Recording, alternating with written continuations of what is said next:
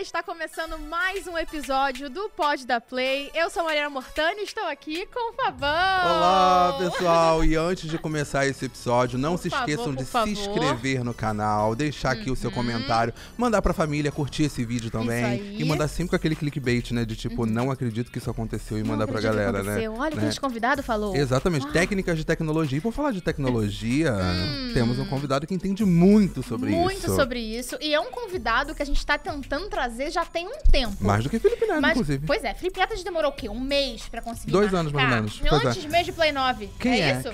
Quem é? Bruno Correia. Olá! Tudo bom? Eu tenho uma explicação por isso. Polêmica. O Felipe, na hora que ele fala, eu vou, ele vem. Eu dependo dele me liberar. Entendeu? Agora, então a gente Reclamação tem que do cobrar chefe, outra cobrar o pessoa. Felipe. Vamos reclamar no cima do Entendeu? chefe? Pode Quer reclamar de alguma coisa? A gente já é Não? meio pedinte aqui, né? Acho que a gente já tá sempre... entendo, O que eu acontece? entendo, A gente tá sempre trazendo aqui um negócio, uma marca, aí um convidado, a gente fica... A gente aproveita do convidado pra pedir coisa. Isso. Ah, é uma Inclusive, eu acho que técnica que a você é a gente pessoa tem. perfeita. Mesmo, Tecnologia... gente. iPhone 14 chegando aí, ó. A gente tá... Não, trabalhando muito, exatamente. Não, né? eu gostaria de ganhar, mas as empresas de tecnologia ainda não chegaram no meu perfil tão forte, então eu compro muita coisa. Meu salário vai todo em coisa de tecnologia. Eu pensei que você ganhava. Não, quem me dera. Não, e isso é Assim, algo... eu ganho bastante coisa, mas tem muita coisa que eu compro. E isso é uma coisa importante de falar aqui, porque olha só os seus números, né? São números extraordinários. A gente tem aqui, ó, a colinha, 7 milhões de inscritos no YouTube, 2 milhões de seguidores no Instagram. Cadê né? as marcas? Cadê as marcas? Cadê? Eu fico sempre tímido quando falam de números e coisa assim. É? Eu fico assim, que legal, né? Eu acho que é porque bate aquele negócio, tipo assim, meu Deus, são 7 milhões de pessoas É. ali, tipo... Se você para pra pensar, realmente dá um nervosismo assim na hora. Então eu não encaro como isso. Até porque o público ele tá sempre renovando, né? As 7 milhões de pessoas que estão inscritas no meu canal não são 7 milhões que consomem. Entendeu? Eu tenho um canal desde 2012, 2011, por aí. Então eu tento não me apegar tanto a essa questão de números assim. Mas realmente dá um nervosismo quando você para pra pensar. Agora eu quero voltar um pouco no tempo, porque hoje são 7 milhões de pessoas e você nasceu em São Gonçalo. Sim. A gente é quase vizinho, eu tô morando em Niterói, a gente é quase mesmo? vizinho. E eu quero saber como é que foi a sua infância em São Gonçalo. Então, eu descobri que eu nasci em São Gonçalo tem pouco tempo, porque eu sabia que eu nasci em Tribobó, e pra mim Tribobó era Niterói.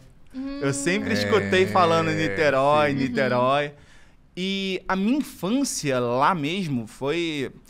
É muito particionada, né? Porque eu nasci em Tribobó, e eu morei lá até uns 3 anos de idade, depois eu fui pra Magé, aí fiquei até os 7 Com seus avós. com os meus avós, aí fui pra Alemanha, aí fiquei até os 11 pra 12 e voltei pra São Gonçalo, que foi onde eu fiquei. Aí teve um intervalo, fiquei 2 anos em São Gonçalo, depois 2 anos em Magé, depois voltei pra São Gonçalo. E qual lugar você acha, assim, principalmente esses que você citou, infância, né, moldaram o Bruno que a gente conhece hoje? Magé é onde eu conheci muitos amigos que me proporcionaram conhecer um mundo diferente do que todo mundo tava gostando naquela época. Então, o pessoal gostava, vamos sair, vamos pra um baile, vamos pra um negócio, e os meus amigos vamos jogar videogame, vamos ver um anime, vamos juntar a gente juntava todo mundo, fazia um churrasco e ficava jogando videogame até de madrugada, virava à noite. Que massa. Então, isso daí foi uma coisa muito importante, inclusive...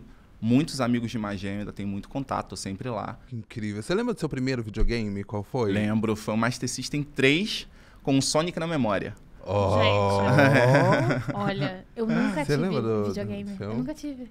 Eu fui Nunca? jogar.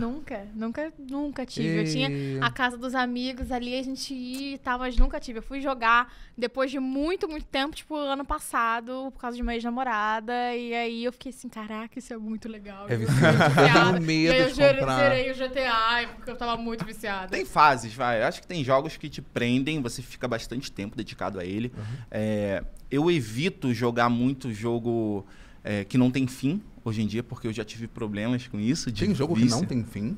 Tem muito jogo online, muito MMO. Tipo de final alternativo ou... Não, tipo, um exemplo, tá? Do cenário do esportes, o League of Legends. Ele é uma partida após a outra. Acabou a partida, é outro jogo, outra partida.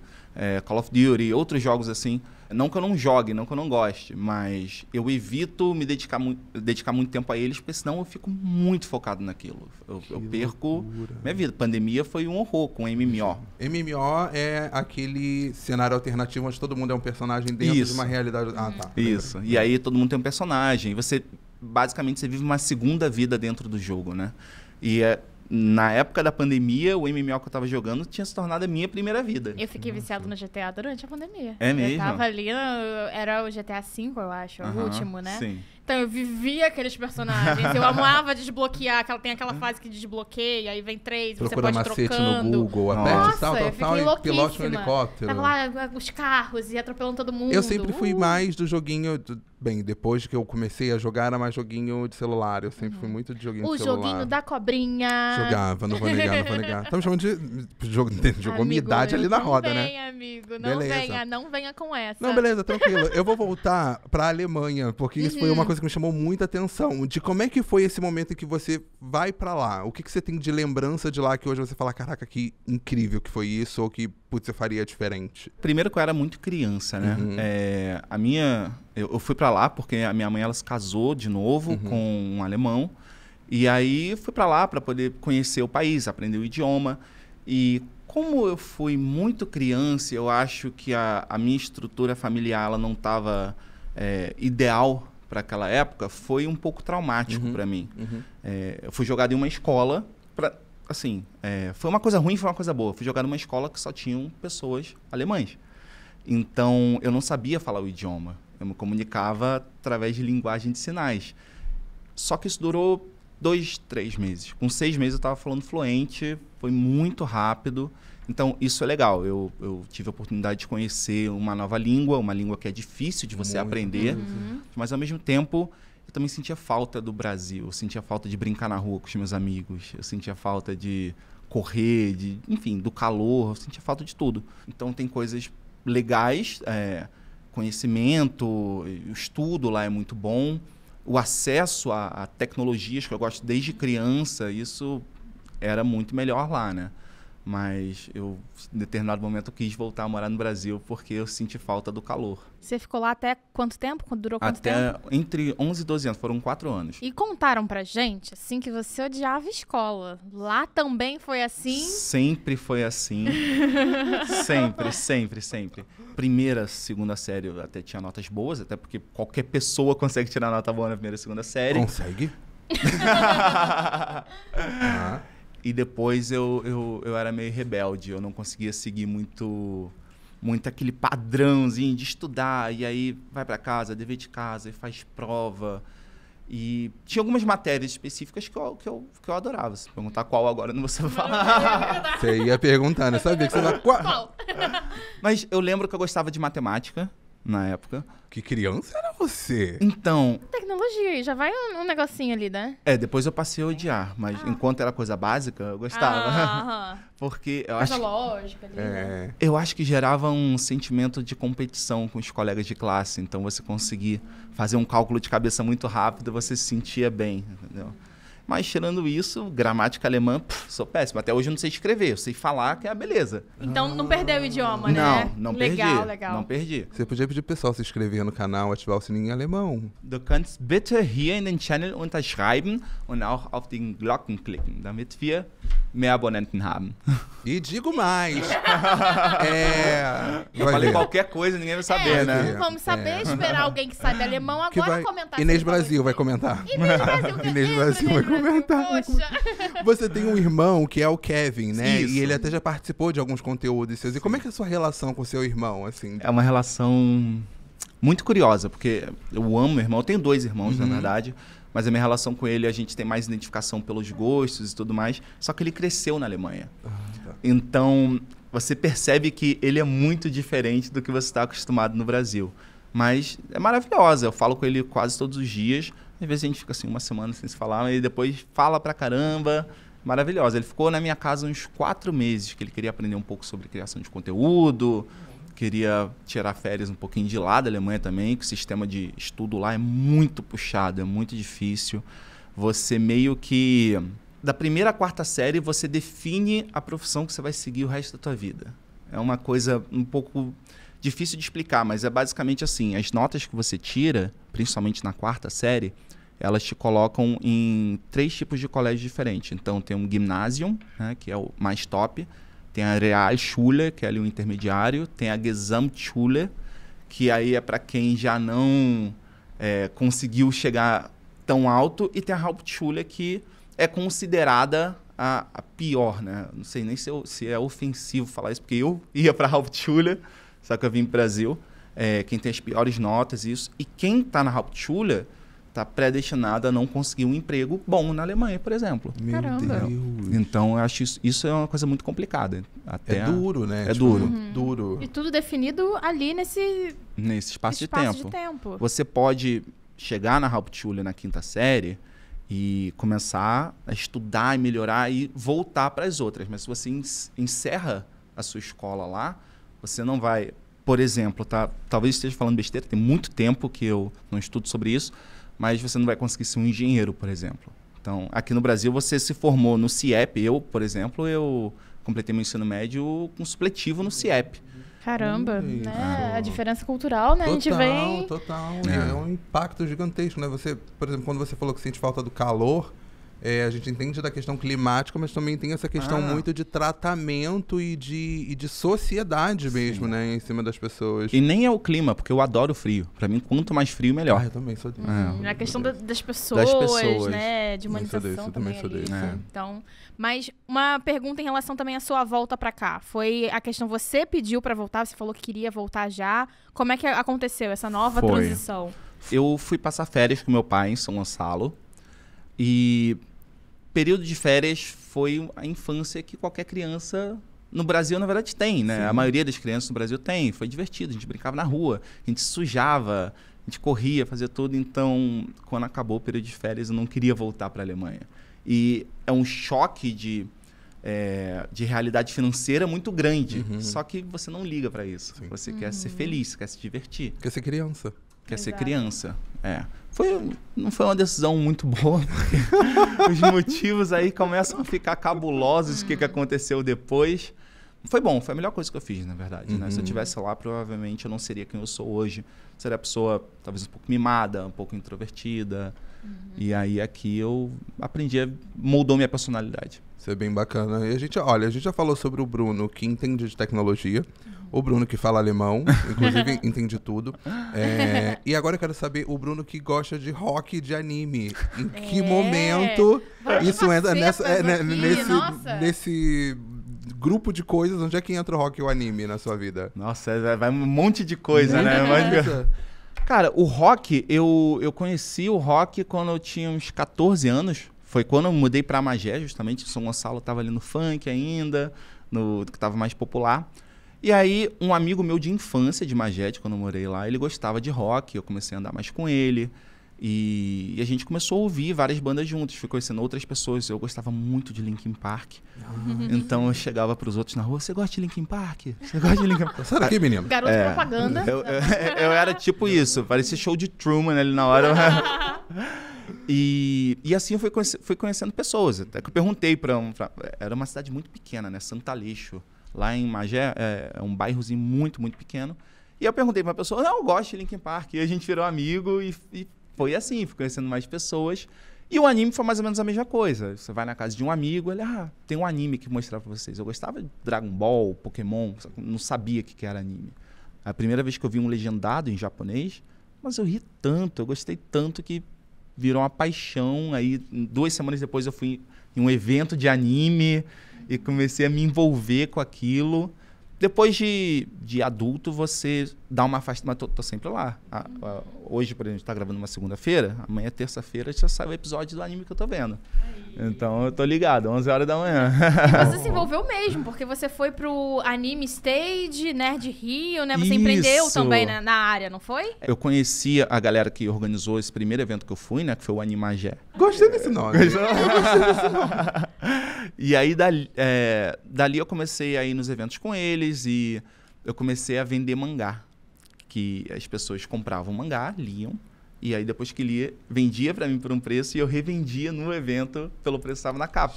Você quer completar a tua coleção, você não acha mais na banca, Aí você comprava o meu. Você era muito empreendedor. É ali, na veia. E aí, em um determinado momento, eu tive uma ideia de fazer um evento.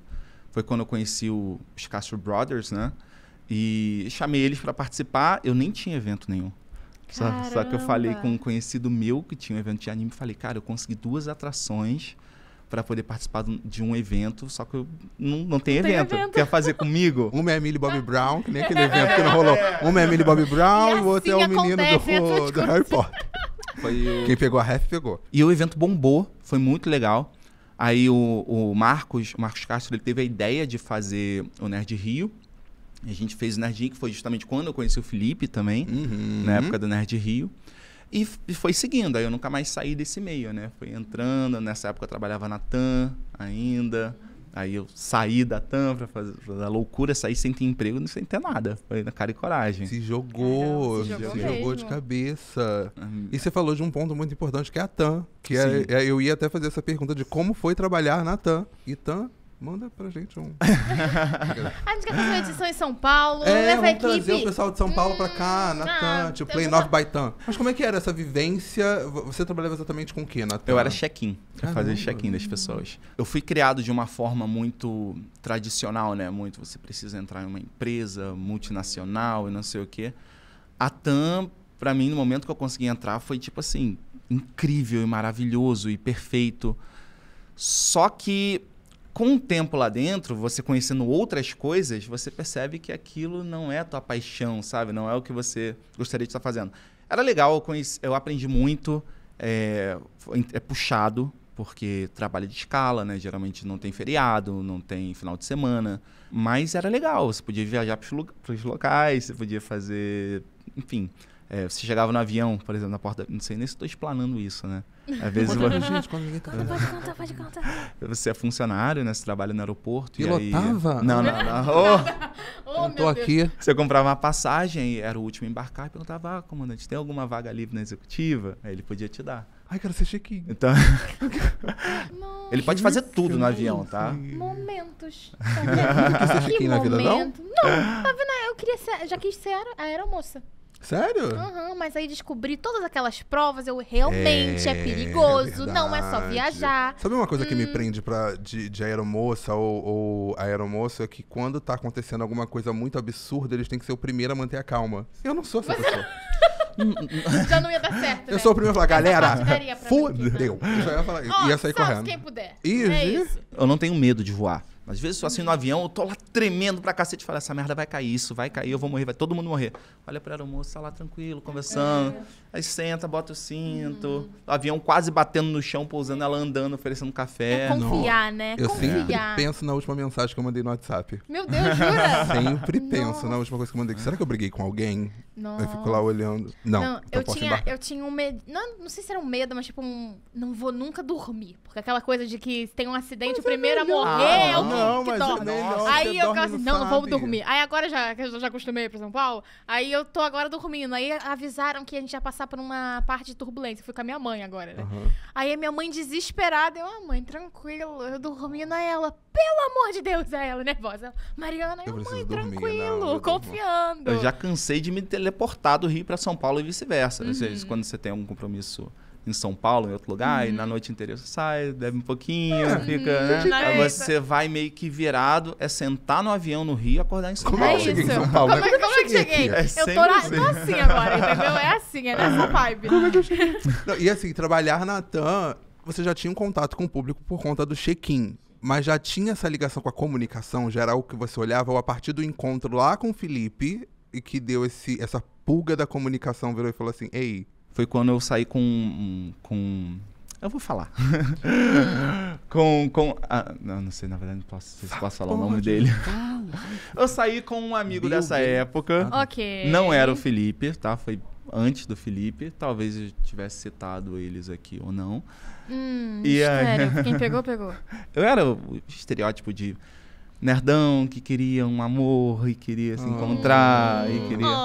E aí eu falei, cara, eu sou muito tímido, eu queria tanto uma namorada. E assim, e aí ele falou comigo, faz um canal. Tá brincando?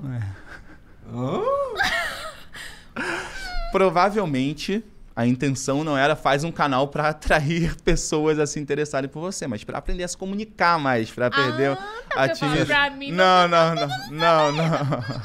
Eu tenho uma dentista ótima pra te dar. Faz um canal. Não foi uma dica, não. Eu falei, faz um canal? Eu tô... Cara, te chamou de bafudo assim do nada. Que amizade é essa? Ah, tá, não. Aí eu criei... Você fez um canal. Eu fiz um canal. Na época, eu fazia conteúdo de games, né? Mas eu não era fã de gameplay. Eu não gostava de acompanhar a gameplay. Então, eu fiz um canal de games que falava sobre coisas nos games, né? Eu lembro que o primeiro vídeo que eu fiz foi sobre jogos que eram muito difíceis e era horrível. Nossa, mas que vídeo ruim. Era podre. Mas a gente olha hoje pro passado e a gente fica, nossa, que horror. E na época a gente devia estar orgulhoso da gente. Deu certo, Você consegue né? reassistir? Você consegue reassistir seu primeiro vídeo? Eu fico crinjado. Me dá uma... Assim, já reassisti algumas vezes. E esse primeiro vídeo, eu gravei ele 4 vezes, tá? E era assim, vídeo de 3 minutos era 50 minutos de bruto. Meu Deus! Repetia toda hora. Aí editei durante vários dias e tal. Falei, agora tá bom. O melhor entre os piores. A pergunta que não quer calar. Conseguiu uma namorada? Consegui. Consegui algumas também. Então Mas hoje, agora eu tô solteiro, pelo amor de Deus. Deixa isso bem claro.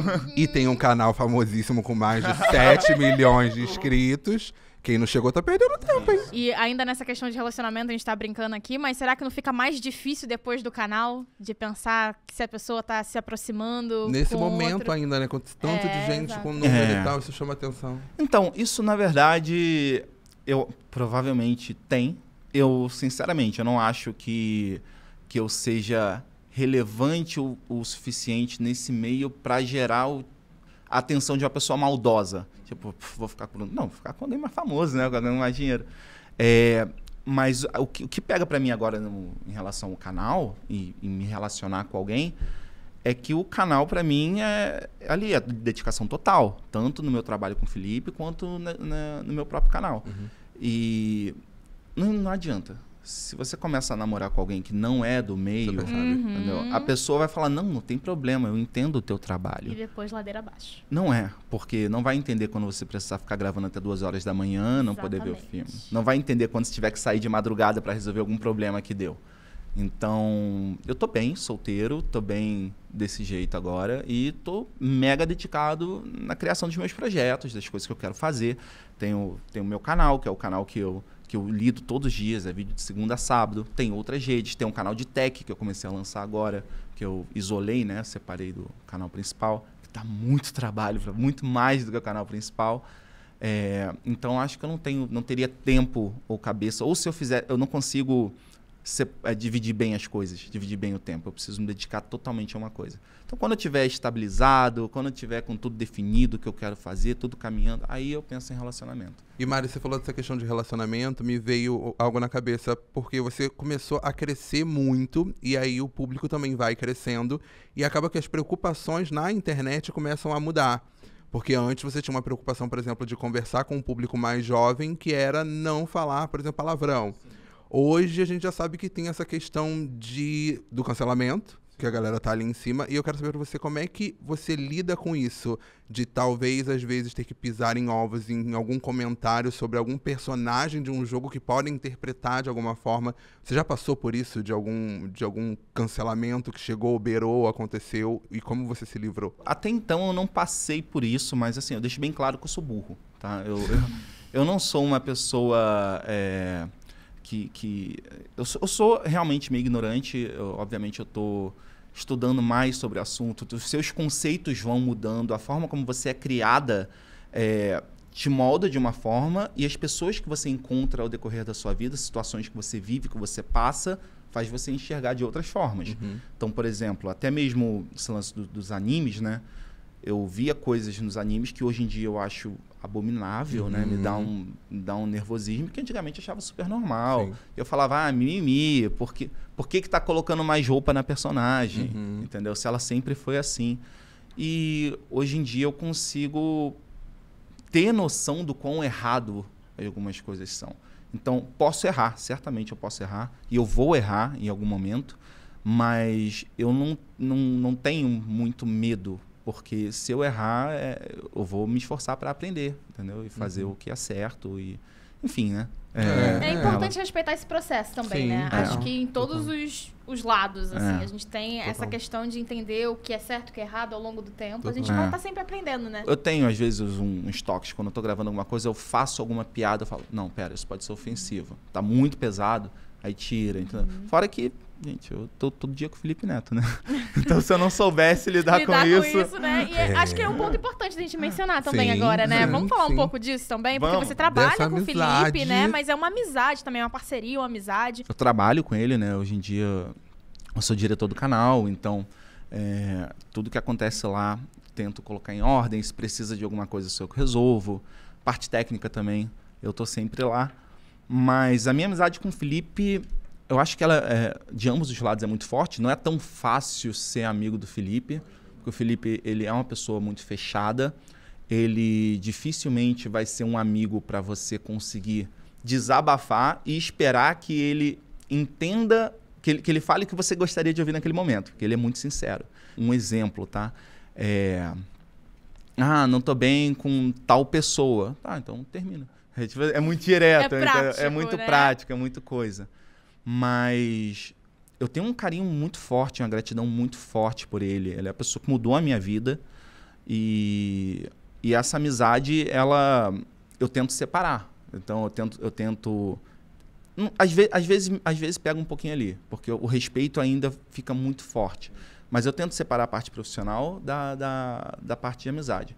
Então, se a gente tá gravando e aconteceu uma merda, um problema na gravação... Ele fica puto, ele fica irritado, enfim. Eu fico com raiva. Aí passou meia hora. Beleza, agora vamos ver filme juntos. E não se toca mais naquilo. Depois a gente faz piada e tudo mais. Então, é uma relação muito boa. Sou muito grato por ter ele na minha vida. E eu digo assim, eu já falei isso outras vezes, já falei isso no meu canal. Se eu tô do lado dele, não é por conta do meu emprego ou do meu salário. Eu acho que qualquer empresa ou qualquer pessoa que chegar para mim e me oferecer alguma coisa para poder sair, eu não sairia. Então, pretendo continuar do lado dele na parte profissional até que ele não precise mais de mim. E na parte de amizade para o resto da minha vida, porque é realmente isso que falou, é um irmão, é meu melhor amigo. E é bonito ver esse carinho, né? Você falando assim. E Bruno, por isso que o Bruno é uma pessoa, se a gente tiver uma pessoa de coração grande, sempre cabe mais um, né, na casa dele. Né, uma história aí de um after. Assim, veio uma lembrança. Chegou aí, eu não fui. Eu não fui também, não estava lá. Não estava. Recebi o convite, mas não fui. Chegou pra gente, não vamos dizer de quem. Não posso ver. Não vamos jogar aqui quem foi, né?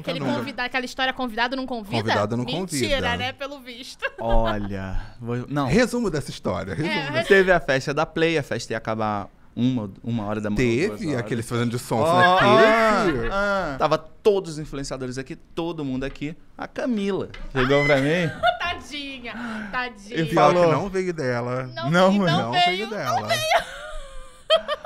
Mas o que acontece é que, na verdade, antes da festa, eu já tinha comentado, era o Felipe, o Vitor, Samanta e o Marcel, né? A gente já sempre muito junto. Eu tinha falado, acabou na festa, acabar cedo, vamos lá pra casa. Tava meu amigo também, Gabriel Pato, ele tava aqui na minha casa. Vamos lá pra casa, a gente fica conversando, porque vai acabar muito cedo e tal. E aí, alguém perguntou pro Felipe alguma coisa de after, e ele já tava, né, naquele estado. Falou, não, fala com o Bruno, na casa dele. E aí, eu acho que foi... Aí, não sei se foi a Camila, foi você, né? Chegou e foi pra mim e falei, não, vamos sim. Quantas pessoas são? Tem uns 8 influenciadores. No máximo 10. No máximo 10. Então de 20 não passa, né? Não, de 20 não passa.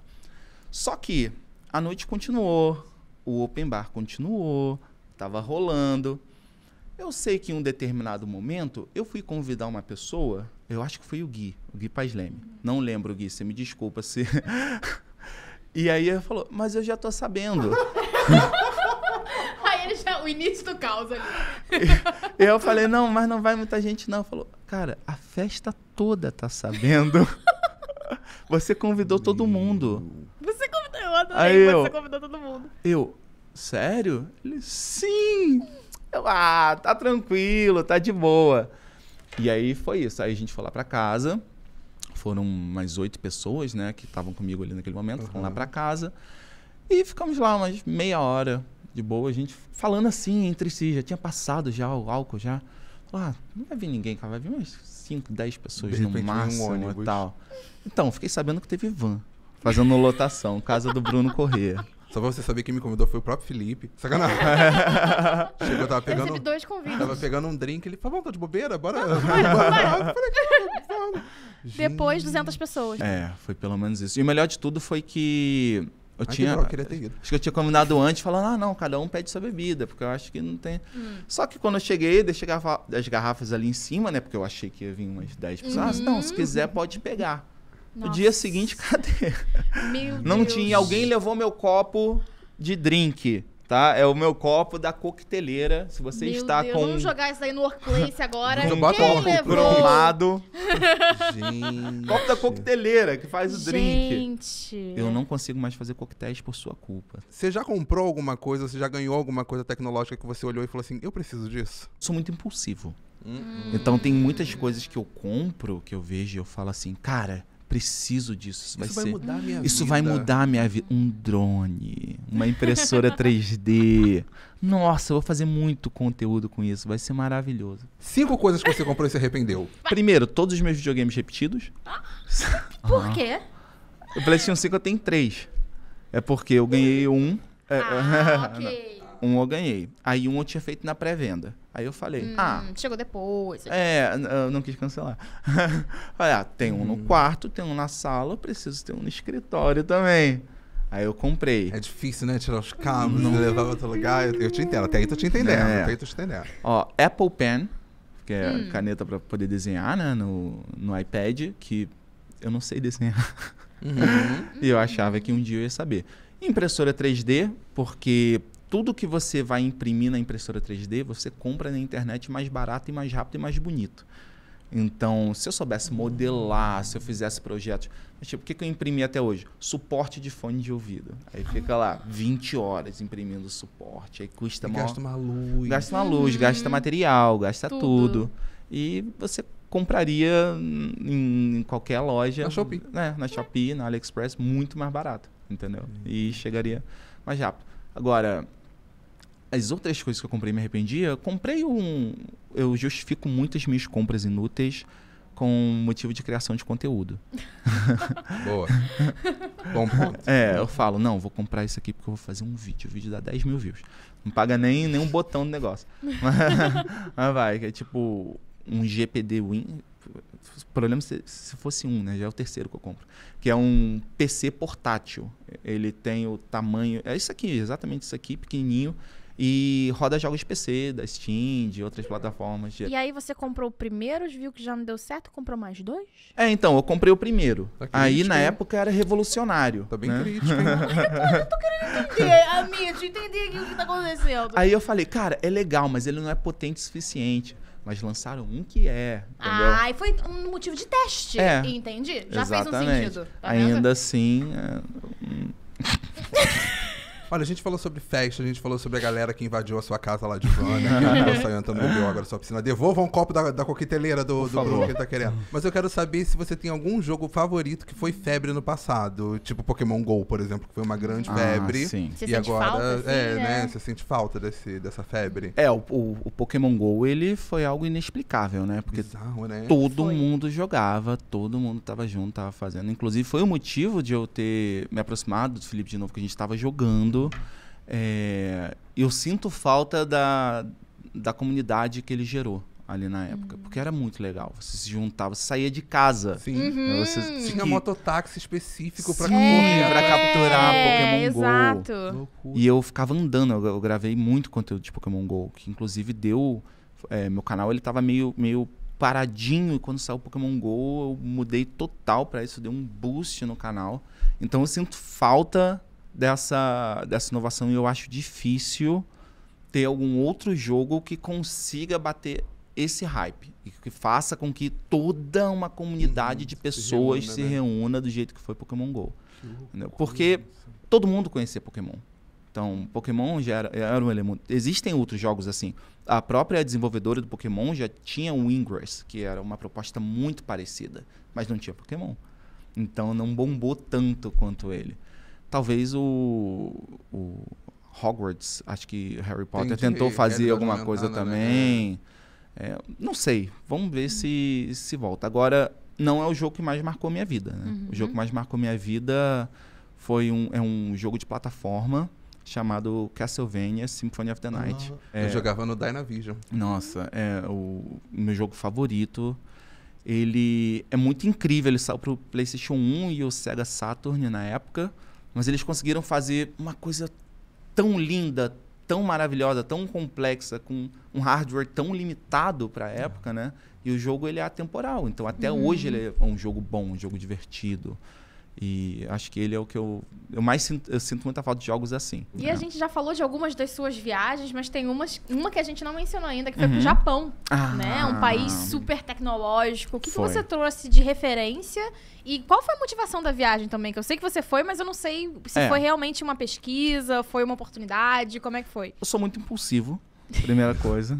Ele falou 3 vezes, eu sou muito impulsivo. Sou muito impulsivo. Em um determinado momento, acho que era outubro, não sei se foi 2018, 2019, cheguei e falei, quero ir pro Japão. E aí eu pesquisei passagem e eu decidi ir pro Japão. Ah, que delícia. Eu sei, eu tinha... Ele é muito impulsivo. Meta. Eu não sei se eu tinha voltado a assistir anime ou alguma coisa desse tipo. Eu tava vendo Lembro que nessa época eu tava vendo um anime chamado Dr. Stone, que é sobre ciência, muito legal.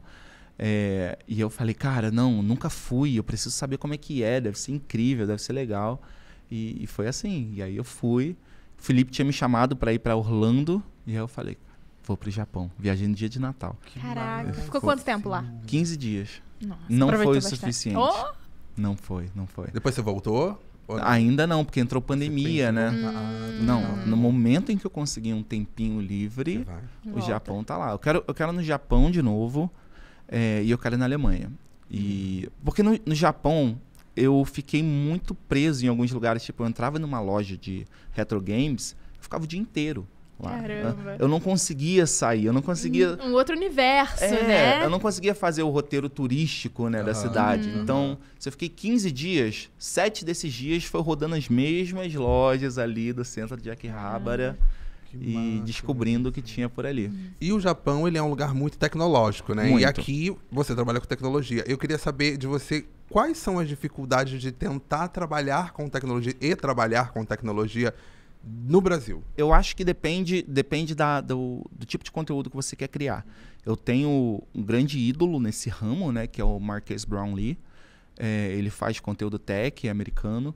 E eu queria criar um conteúdo parecido com ele. É impossível, porque é muito bom, muito incrível. Só que você pensa, o iPhone 14 saiu. Então, eu quero gravar um vídeo sobre o iPhone 14. Entendeu? Eu quero comprar o iPhone 14 para poder gravar um vídeo. Só que, como? Ele já saiu nos Estados Unidos. Então, a galera lá já tem. Ele saiu, acho que a versão que eu quero comprar, que com 512 GB está $1.400. Aqui no Brasil deve vir R$15 mil. Então, você tem muito menos acesso ao item e você tem um retorno muito menor, um reconhecimento muito menor. O AdSense americano é muito maior do que o brasileiro.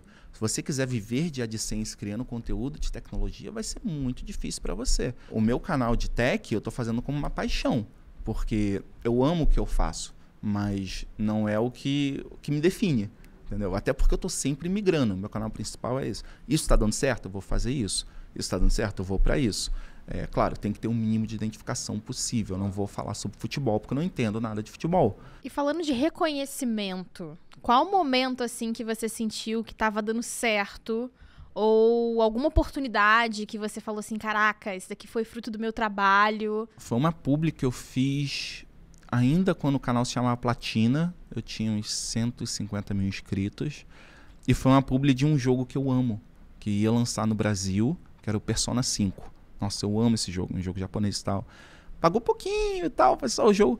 Só que, sei lá, eles me procurarem para isso foi muito bacana. Então esse foi um ponto alto. Depois foi quando a Blizzard me levou para a Coreia para poder ver o lançamento de uma cinematics do Overwatch, porque eu tinha uma tatuagem de Overwatch, mal sabiam eles que eu fiz a tatuagem antes de começar a jogar. Olha! Eu gostava muito dos personagens. Então isso foi muito legal também. E o PlayStation.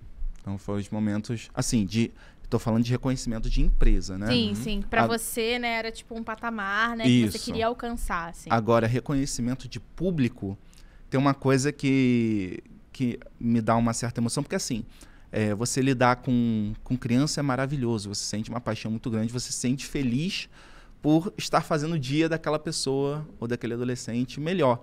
Só que é uma pessoa que vai acompanhar o teu conteúdo, ou me acompanha em outros lugares, pelo Felipe, ou, enfim, por outro lugar que eu tenha aparecido, e eu não sei se ela realmente me acompanha do jeito que ela fala que acompanha, entendeu? Sabe aquela história de eu sou o teu maior fã, mas quando chega alguém pra mim, tipo, quando eu fui viajar, em algum país eu fui viajar, eu fui trocar dinheiro no aeroporto, o cara da casa de câmbio falou, cara, você é o Platina, né? Aí você viu que... Aí eu fico muito feliz, porque é alguém que acompanha muito tempo e tal. Eu fico... E também isso é o que me dá motivação para investir em outros tipos de conteúdo também. Não ficar só nisso. A galera te parou muito no Rock in Rio? No Rock in Rio, quando um parava, aí muita gente parava. Mas não tanto, sabia? Porque tava uma loucura lá, né? Eu só queria puxar um gancho pra saber como é que foi o seu Rock in Rio, tá? Puxei um gancho aqui, ó, que eu quero saber como é que foi o Rock in Rio. Eu tava indo pelas beiradas. Eu falei, uma hora eu vou chegar onde eu quero. Cara, o meu Rock in Rio foi inesperadamente incrível. Porque primeiro eu nem planejava ir no Rock in Rio esse ano. Aí tinha comentado com o pessoal daqui da Play, né? Eu falei, se alguém tiver um convite e tal, adoraria ir no Iron Maiden e tal, que eu sou muito fã. E aí, o show do Iron acho que ia acontecer num sábado, ou no domingo, não lembro. Mas, não, na sexta-feira. Quinta-feira eu fui para São Paulo, para um evento, e lá eu encontrei outros influenciadores, né? Foi um evento do Prime, do Senhor dos Anéis. E eu encontrei o Cauê Moura e o Lucas Inutilismo, que eu já conhecia o Cauê Moura, mas a gente nunca foi brother, nunca ficou conversando assim. E o Lucas eu conhecia de internet. Eu falei, e aí, cara, pô, legal ver vocês aqui. Quando eu voltei para poder buscar meu ingresso pro Rock in Rio, estavam os dois lá também. Eu falei, e aí, gente, pô, que legal, coincidência, que eles também foram buscar. Quando eu fui no stand do Rock in Rio, tava eles lá de novo. Eu falei, eles vão achar que eu tô seguindo vocês, né? Que é isso que é aquilo. E aí...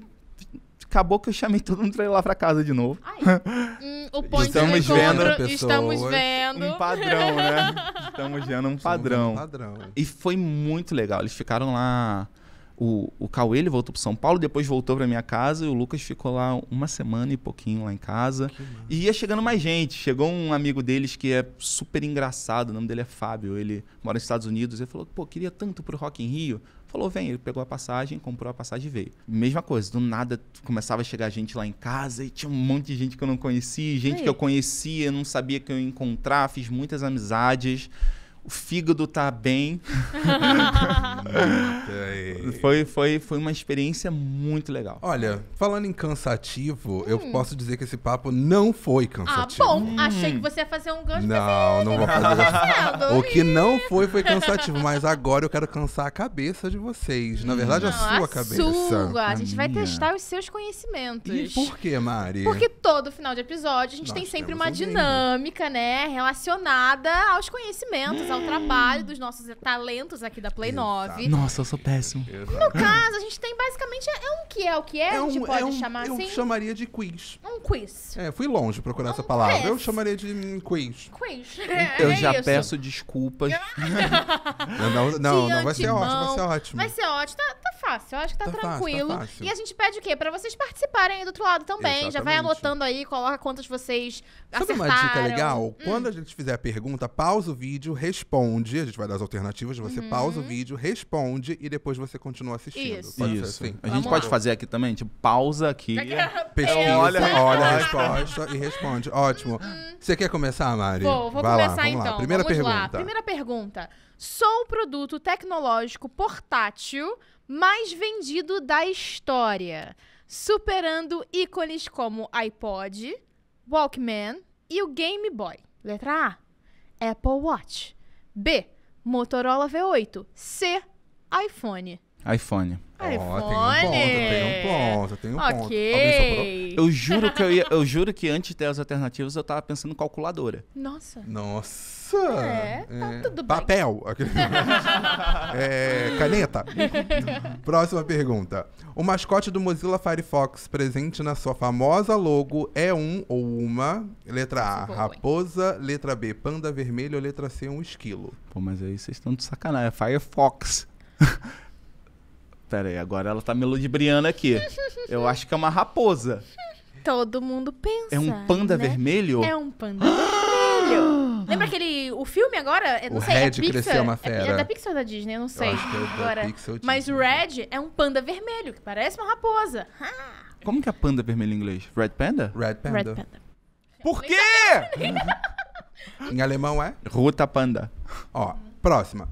Nasci em fevereiro de 2005. Meus pais são Chad Hurley, Steve Sheen, Jawed Karin, que eram funcionários da PayPal. Até 2010, eu não era lucrativo. Eu sou letra A, YouTube, letra B, Facebook ou letra C, Twitter. Olha, eu vou assim, por eliminação, dizer que é o Twitter. É o YouTube? YouTube. Ai, é pra fazer a próxima pergunta que é coreano, que eles adoram quando eu falo coreano. Ai, meu Deus. Eu faço, não tem problema nenhum não, aqui é profissionalismo. Aqui vai, né? Vamos lá, ó. Peraí. Fui lançado em 3 de dezembro de 1994. Minha logo foi criada pelo designer Manobu Sakamoto. Minha primeira versão, até 2006, vendeu mais de 100 milhões de unidades. Aliás, as pessoas gostam muito de me usar para cometer crimes. Eu sou o Nintendo 64, o PlayStation ou o Master System. 94. PlayStation. Ok, eu vou chutar PlayStation. Soprou pouco, né, amiga? Na ordem, eu achei que você ia completar, mas... Eu não sabia que tinha criado a logo. Tudo bom. Então vamos lá. Fui criado pela Xerox, mas somente me tornei um produto comercializado com a Apple. Embora eu tenha sido inventado por Bill English, a minha patente pertence a Douglas Engelbart. Meu uso é baseado na lei de Fitts. Eu sou o fone de ouvido, óculos VR ou mouse? Eu vou de mouse. Mouse. Meu nome vem do persa. Sou definido como uma sequência finita de ações executáveis que visam obter uma solução para um determinado tipo de problema. Sem mim, a internet atual não existiria. Eu sou o AdSense, o firewall ou o algoritmo. Algoritmo? O que tá acontecendo? Tá vendo?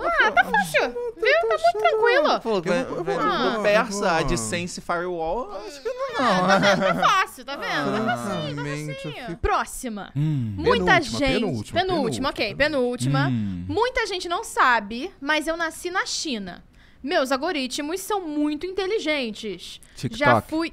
Bacana, gente. Muito obrigado. Muito obrigada. Terminamos aqui, mas eu vou fazer a última porque, Isso, vamos lá. Vamos de última. Guilherme Carvalho se empenhou pra fazer o trabalho dele. Eu vou falar assim, acabou. A última, hein? Ok. É agora. Nasci em 3 de novembro de 1928 em Osaka. Publiquei Shin Takarajima em 1947. Tenho um museu sobre mim. Eu sou A. Maurício de Souza. B. Furusawa Hideo. Ou C. Osamu Tezuka. Osamu Tezuka. Esse menino. E te digo mais. Ele te deixou. Você viu que ele te deixou tentar falar. Ele já sabia. É humilhação. Ele já sabia. Gente, e é assim, com a autoestima aqui, que eu termino. Que a gente termina esse episódio de hoje. Bruno, muito obrigado. Eu que agradeço, adorei. Foi incrível demais. Demorou, mas veio muito aí. Demorou, foi mas ótimo. Veio muito Posso aí. voltar? Pode, ó. Pode. Então tá bom. Quando é que você tá abertas. livre? Deixa eu só anotar aqui. Já vamos Você começar tá... agora? Não, tá de bobeira? a gente Vamos ver se marca Felipe agora. Neto agora. permite. Ô, Felipe. Né? Vem você Eu e saio da Felipe. gravação. É. Vem você, Acho que a gente Felipe. precisa ter uma nova versão. A gente teve Felipe JP, agora Felipe e Bruno. Isso. É legal. Exato, gosto. Jogamos Bruno, aí. obrigado. Que isso, Ó, foi um prazer. Redes do Bruno tá aqui embaixo. Não se esqueçam de se inscrever no canal do Bruno também, que tá lá. O Bruno tá falando sobre tech, sobre alguns equipamentos que ele compra mais de 5 vezes. E ele só usou uma e depois parou de usar. Mas Se inscreve no canal de Tech, porque Aí, ele ó. é novo. é boa, Então boa, é boa. isso, é um investimento agora. Quer É. falar alguma coisa? Deixar alguma coisa pro nosso público? Não, gostaria de agradecer aqui por estar aqui nesse podcast. Tô na Play 9, né? Já desde ver nascendo, quando eu vi o pessoal lá na Acompanhou churrasqueira tudo. trabalhando lá. Então é muito legal ver como que as coisas se tornaram. Eu quero saber o que aconteceu com o meu escritório. E que apresentadores bons, né? Nossa, vocês são maravilhosos. Para. Vocês são maravilhosos. Eu não fiquei tenso. Que bom, que bom. Primeiro podcast que eu venho que eu não fico tenso. Para, fala mais pra gente usar como forma. Não. Para. After. Olha, era isso. Essa era a meta. Vamos lá. Finalizamos mais Muito um. obrigada, pessoal. Não Até. se esqueça de se inscrever no canal, ativar o sininho, deixar o comentário, curtir e comentar aqui embaixo se você foi bem no teste. Se meu japonês tá legal, gente, dá essa força aí, tá? Um beijo e até semana que vem. Beijo, Tchau, tchau. coraçãozinho. Uhul.